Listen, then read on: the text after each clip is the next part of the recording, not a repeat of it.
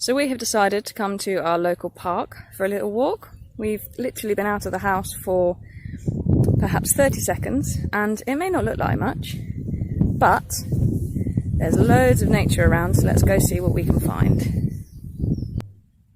So what we can see here is some sort of insect on bindweed, creeping bindweed I think it is, and it just shows that all these wildflowers that we might take to be pests are actually really important for our pollinators. And this bindweed is absolutely everywhere. And not only is it great for pollinators, it looks pretty as well. As part of my work, we have to deal a lot with ash at the minute, ash trees, because of ash dieback disease. But it seems that this particular tree is doing okay. Often there's the telltale signs up near the top, but it doesn't seem to have it. And ash is easily identifiable by these black buds that they have. And somebody once told me that it's called an ash tree because it looks like the buds have been dipped in ash.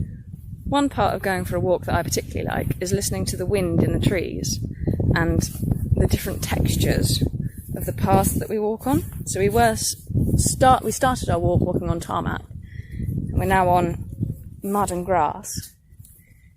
And because we've got lots of different trees around, you can just hear the wind moving differently in them.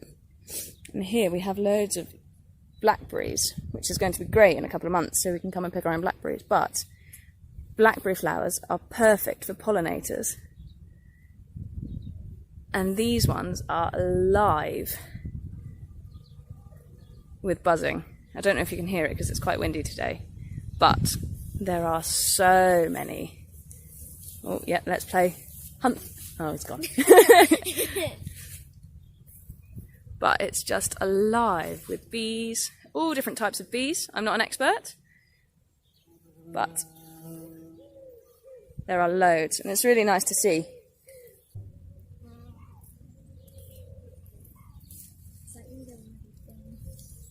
Don't think they do want to be filmed.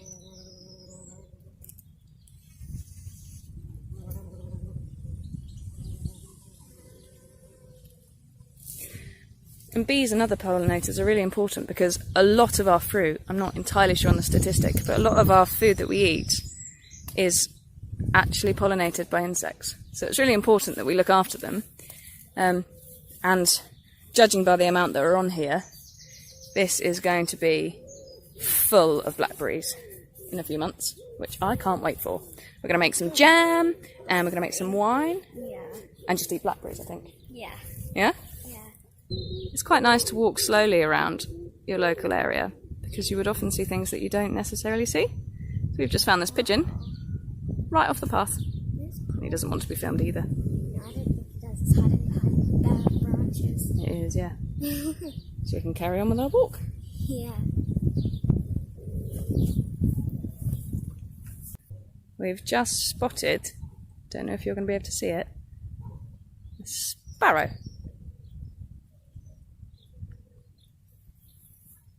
Don't know what he's after. He's pretty well camouflaged in the hedge, in the long grass.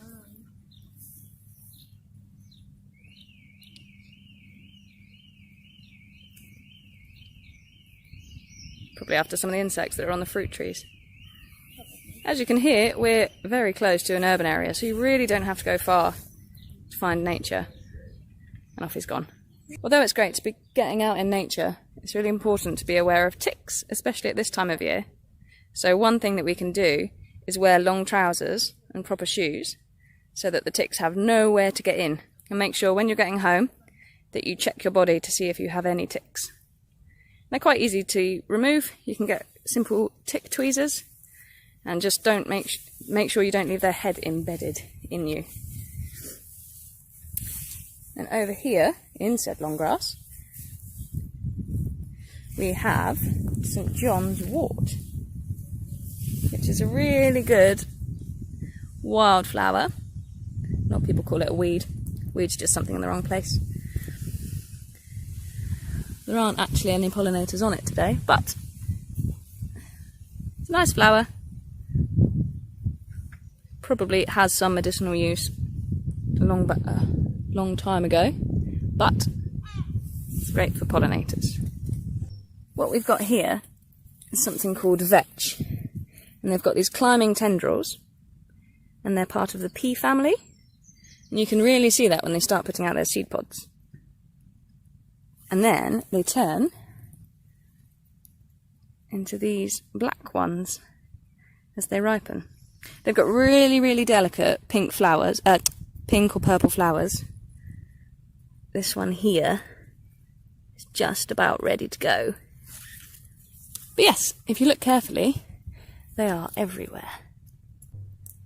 Something else you can look for when you're out is these things, which are called crow garlic.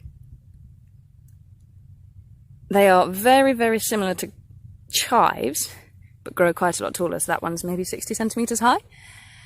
And if you look carefully,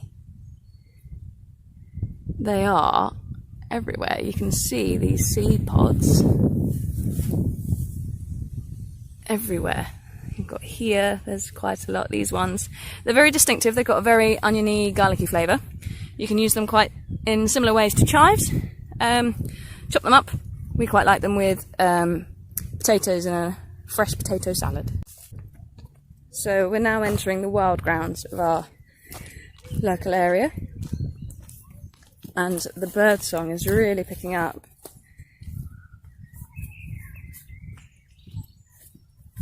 I stopped here the other day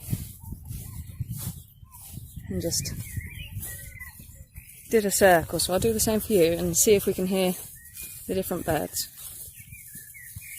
Okay.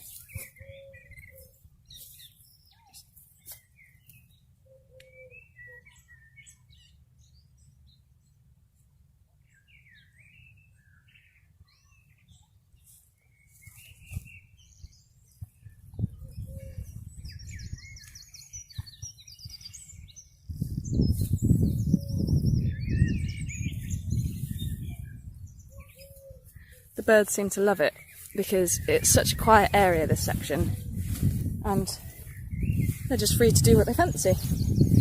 And you can tell with the noise that they make. It's just lovely. Speaking of birds doing what they fancy, here's one we have literally just walked past, and it's not bothered by us at all. Little sparrow getting a worm. I was talking earlier about sounds, and the wind is blowing through these tall grasses. It's making a lovely sound. It's really quite peaceful and quite calming. It's just a really calming space, and it's nice to get out of the town, even if it's just behind my house, and you instantly start relaxing, which is lovely. One thing that we have discovered on our walks is mint. So this little plant here is mint. I'm not sure what type, but mint's easily identifiable because you rub the leaves, it's a really minty smell. It's nice and fresh. And the stem is square. It's really hard to tell on a video, but it's got really sharp edges and it's in a square shape. So I don't know if this is spearmint or something else, but the ground is covered in it. So it's a really lovely thing to be able to access. Take a couple home, have them with our lamb maybe, make some mint and lamb sauce, mint sauce, lamb sauce. So we're coming to the edge of our wild grounds. We'll be going back into the park. There's a bit of an orchard there. And it's just a really nice space. There's lots of mixed habitat. So we've got another ash tree over there. Tall grassland, hedgeland, scrub. And it's just really quiet, really peaceful. It's a really good habitat. Don't know if you'll be able to hear on this, but there's loads of grasshoppers and crickets by the sounds of it, as well as the birds. It's quite a muggy day today and there's loads of butterflies around. So this is part of our community orchard. Again, really nice habitat. It's got some good grassland underneath it, which has been alive with butterflies today. We had to take a bit of a detour because there's a few paths to it that they had people in. Obviously at this moment in time we need to make sure that we're social distancing. We don't want to be touching any gates or anything like that. So make sure that your route is clear and you don't put yourself at risk. But this is our orchard. Anybody can use it. Apparently there's quite a few jam makers in the area. I'm hoping to be one of them, only for our own use, obviously. I'm not that good. But we can come and pick the fruits. It's mainly what fruit? Apple. Apple. There's lots and lots of apple. One thing that we have found a lot of are these absolutely giant puffball things. They're huge. So we've named them giant dandelions. If anybody knows what they are, please get in touch, because they're very cool. They're really, really delicate. And I would love to know what they come from. If there's anything that you see while you're out and about that you want to know what it is, send it in and we'll do our best to identify it for you. So, we've seen quite a lot on our walk out today. What did we see today that we haven't before? We saw butterflies and lots of them. We've seen loads of butterflies today. Lots of birds. Yeah. Loads of birds. Loads of them. Hope you can see all that flitting around on the screen. We've seen loads of butterflies today, and obviously they flit around quite quickly and it can be quite difficult to tell what they are. So we're going to go back and have a look what they might be.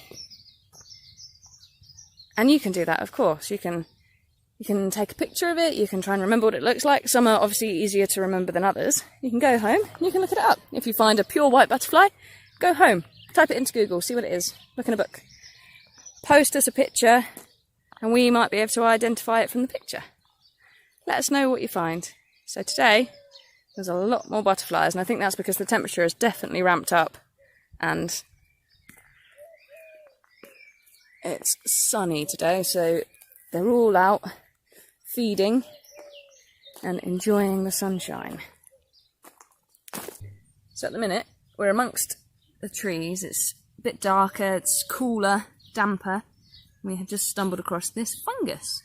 I don't know what it is, but it's really interesting to see the different shapes that fungus take on. I'd recommend not touching it because we don't know what it is, but it's really cool to see what they are. So you'll often find them in cooler areas. Some are attached to trees. I haven't seen any actually in here. It is quite warm. But you'll find them attached to trees or on rotting stumps. They take on all shapes and sizes. They've got lots of interesting names. So there's black ones that look like burnt bits of charcoal called King Alfred's cakes. And there's some bright yellowy orange ones that are called Chicken of the Woods. So they've got some really funky names. So see if you can find some fungus while you're out and about and send us some pictures or see if you can identify them. Our park has got a huge range of habitats, from these really, really tall trees to short grasslands to scrubland to parkland, really, all sitting in an urban area.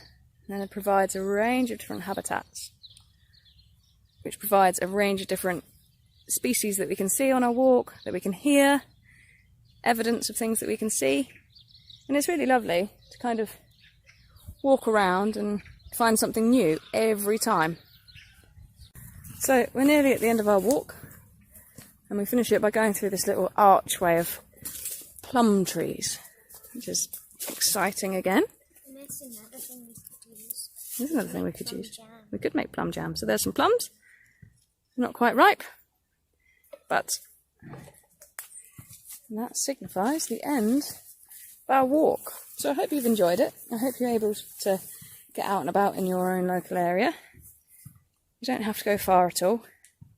Remember, try and avoid using public transport when you can. See if you can visit somewhere that is within walking distance. Make sure we stick to our social distancing. Avoid touching gates and things if we can, and yeah, get out and appreciate some nature.